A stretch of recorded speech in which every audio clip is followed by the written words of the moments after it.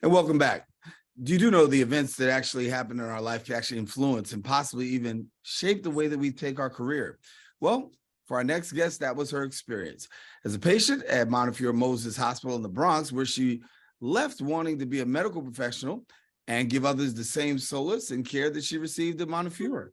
She recently was awarded over $6,000 in scholarships, which will cover her full tuition. And she's here now to share a little bit more information. And we've got the associate professor in the Communication Arts and Sciences Department at Bronx Community College of CUNY, Dr. Theresa Smalec, and then also student scholar, Hilary Pitter. And thank you both for joining us. Thank you for having me. Thank you. So let me talk to you first, Hilary, and talk a little bit about you, because here you go. You are in the profession and you're going into this profession here. And it's really a medical profession that is based on medical history and personal experience. So for you, talk to me about it. Well, I actually had no desire to pursue a career in the health field. I was a supervisor at a really popular hair salon in the city, and I was just going to continue doing that. And the pandemic came about, and I just didn't feel comfortable with how they were handling those precautions. So I decided to leave because I do take care of my father, who is 87, at home. And that year, 2021, that I decided to leave, Father's Day weekend, I passed out at my mom's house, and I ended up next moment in the hospital. I was told that I had a massive pulmonary embolism, and I was in ICU for 5 days. But the way that the medical team treated me in Moses Montefiore was more than I could have asked for. Everybody was gentle, everybody was kind, everybody was efficient, and I just knew that that's where I needed to be. Yeah. And Dr. Smalec, how did you enter into the fray? Because I understand that she came to you too. I teach a course, Com 11, and there's a 3-page paper, and so it's about students. You're writing about your co-cultures, the various co-cultures to which you belong, and Hilary wrote this amazing paper about the co-cultures that have shaped her communication style, her self-concept.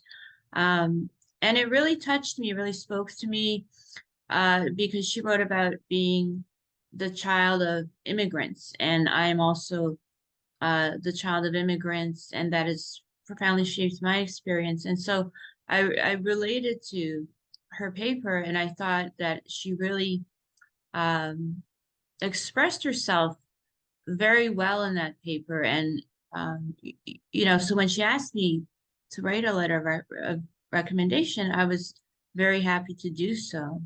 I really got to know the students in that class very well, partly through their writing, partly because it was such a small class. But I really related to Hilary's experience, and she communicated it very well. So talk to me a little bit about the radiology program and how that works.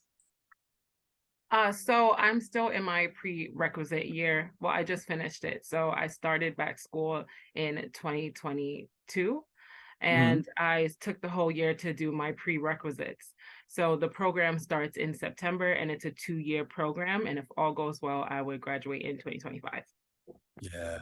And Dr. Smalec, for you, obviously seeing a young lady of this magnitude come tell her story, share her story, it resonated with you, but when you've met her and saw her work and seen what she's been able to do, give us your assessment so far.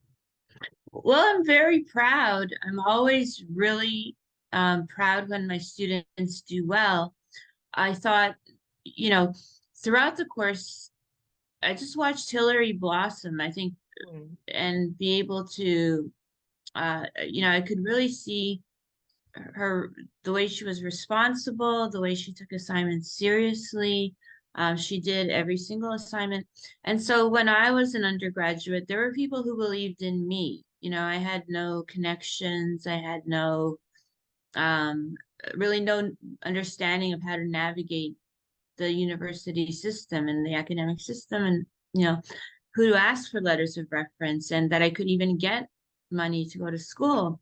And so people who mentored me have always been in my memory, and I'm very happy to pay that forward, or to do that for new generations of students, because you never forget those people who helped you when you had no idea, right?